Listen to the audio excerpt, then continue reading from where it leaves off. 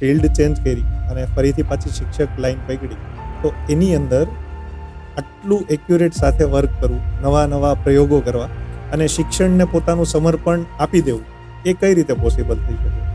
આપનો સવાલ ખૂબ સરસ છે અને મારી લેખન શૈલી જે ચાલી રહી છે, લેખન યાત્રા ચાલી રહી છે, એમાં મેં એક લેખ પણ લખ્યો છે, ગમતું કામ કરવું કે કામને ગમતું કરવું.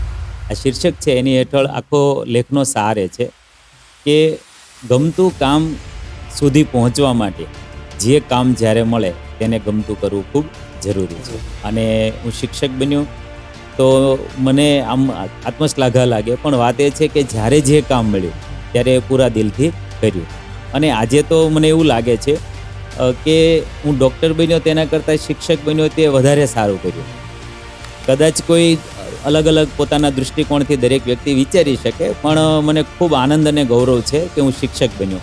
તો મારી પાસે અમારી શાળા, અમારા સૌ મિત્રોના સહકારથી આજે અમારી શાળા ખૂબ સારી શાળા છે અને તમામ શિક્ષક મિત્રો આચાર્યશ્રીના સહકારથી એવી શાળા બનાવી શક્યા છીએ કે અમારી શાળામાં વિદ્યાભ્યાસ કરીને અનેક વિદ્યાર્થીઓ ડૉક્ટર અને ખૂબ સારી પોસ્ટ પર પહોંચી શક્યા છે.